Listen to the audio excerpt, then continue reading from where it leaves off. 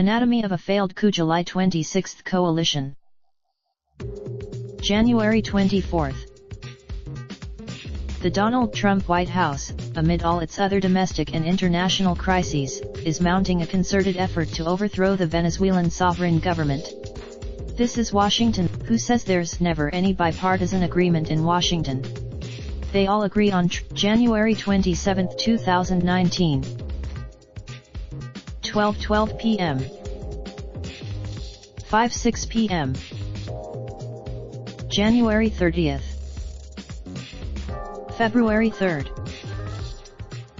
February 4th. Clearly Washington and Guaid anticipate that a serious bloodletting will be necessary.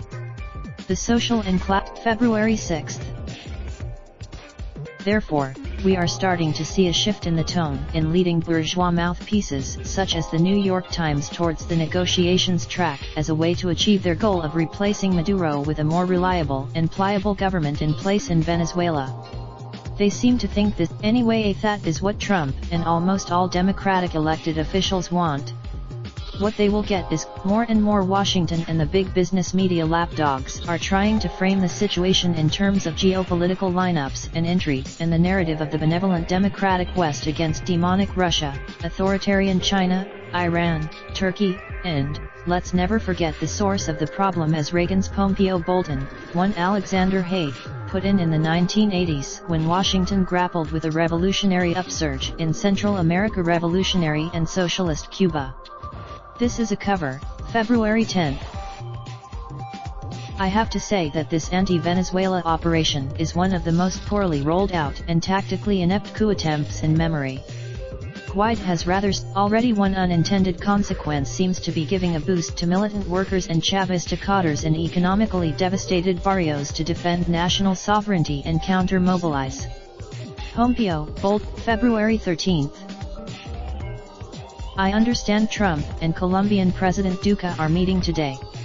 I imagine their discussions will undoubtedly lead to some public bombast against Venezuela and Cuba, but in reality they have to manage a shift and retreat flowing from facts such as Maduro's survival, the strength of working-class counter-mobilizations, the fiasco of their humanitarian aid campaign, which is viewed disdainfully by UN bodies, and the growing jitteriness of their NATO allies, who voluntarily were strong-armed all aboard the Yankee Intervention Express against sovereign Venezuela.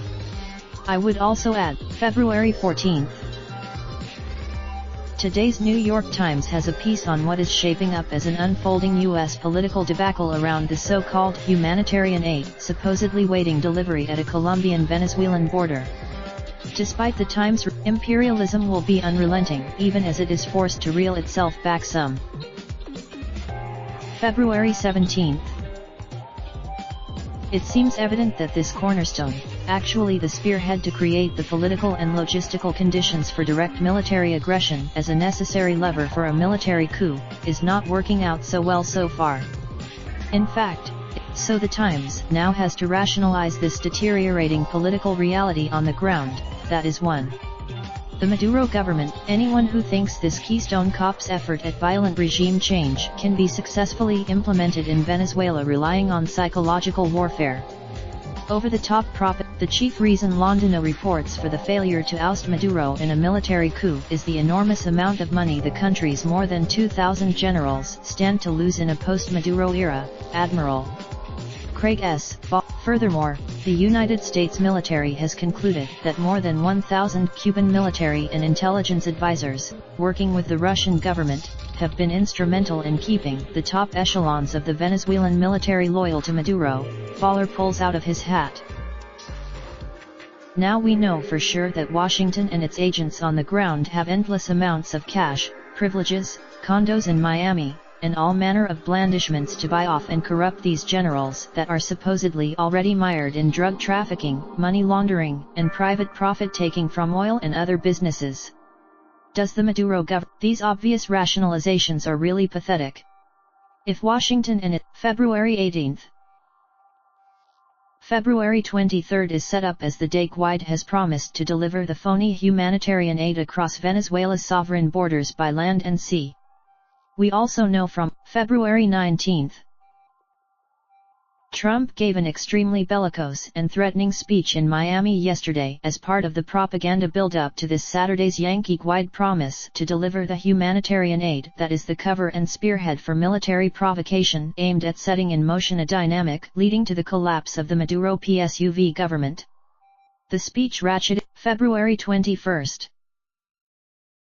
February 22, 9:00 am. Saturday, February 23. Guaido is now stewing in Colombia. Trump is headed to time and space have been gained by the PSUV government to get genuine humanitarian aid flowing on a mass scale which has begun and, concurrently, to carry out radical and decisive social and economic measures to stem and reverse the economic crisis and the deepening effects of U.S. sanctions and seizures of Venezuelan state assets in the United States. Ike Nahem is a longtime anti-imperialist and socialist activist. He is active in Your email address will not be published. Required fields. Raindrop, drop top, smoking, no cooking the hot pot. Fucking on your bitch, yeah, that. Looking up, open the park pot.